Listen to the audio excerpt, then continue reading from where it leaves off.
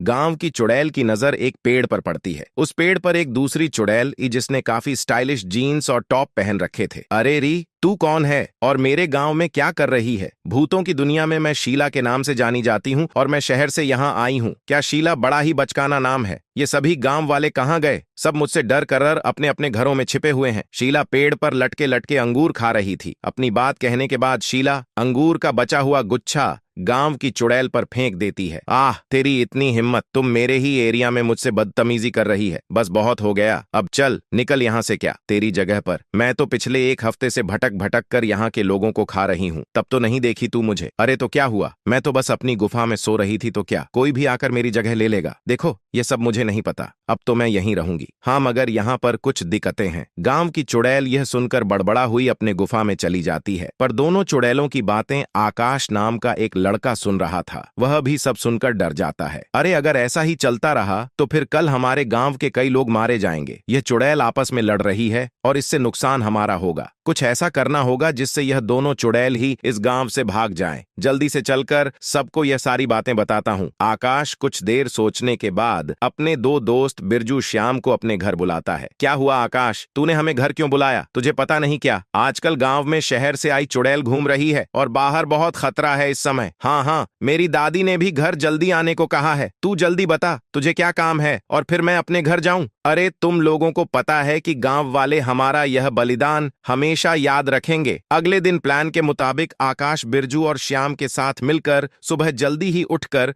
सभी घरों के बाहर से ताले लगा देता है, जिससे सब लोग अपने अपने घरों के अंदर कैद हो जाते हैं। सभी लोग अपने अपने घरों के अंदर से चिल्लाते हैं, अरे निकम्मा, ये क्या नाटक कर रहे हो? सुबह सुबह हम सबको अंदर कैद क्यों कर दिया है? मार मांग रहे हो क्या? अरे चाचा जी, आपको नहीं पता, हम तो आपकी की जान बचा रहे हैं। चलो एक काम तो हो गया, अब कोई भी गांव वाला अपने घर से बाहर नहीं निकल पाएगा। इससे इन सब की जान सुरक्षित है। हाँ, अभी तो ये लोग हम पर चिल्ला रहे हैं, लेकिन जब इन्हें पता चलेगा कि हमने इनकी जान बचाई है तब ये हमें शाबाशियां देंगे। चलो अब हम भी छुप जाते हैं। वो दोनों चुड़ैल आती ही होंगी। फिर बिरजू, श्याम और आकाश तीनों एक पुराने घर में छुपकर चुड़ैलों के आने का इंतजार करने लगते हैं। थोड़ी देर में शहर की चुड़ैल शिकार के लिए निकलती है। शहर की चुड़ैल गांव भर में लोगों को ढूंढती है, पर उसे कोई भी नजर नहीं आता। जल्दी जल्दी से मैं जाकर 3 लोगों को मार के खाती हूँ, लेकिन अभी वह गवार चुड़ैल तो सो रही होगी। जब तक वह उठेगी तब तक मैं अपना काम पूरा भी कर लूंगी और फिर उसे टाटा बाय बाय कह दूंगी। शहर की चुड़ैल गांव भर में लोगों को ढूंढती है, पर उसे कोई भी नजर नहीं आता। ये सब क्या हो रहा है? कोई भी नजर क्यों नहीं आ रहा? मुझे चलो चलकर एस के घरों में देखती हूँ कि आखिर माजरा क्या है। शहर की चुड़ैल देखती है कि लोग अपने अपने घरों में बंद थे और किसी ने बाहर से ताला लगा दिया था। अरे ये सब किसने किया? अब मैं क्या करूं? ओ, मेरे लिए तो अच्छा ही है जैसे मुझे गांव में कोई भी नजर नहीं आया। वैसे उस गमवार चुड़ैल को भी लगेगा कि गांव में कोई भी नहीं है। अब वो मेरी तरह स्मार्ट तो नहीं है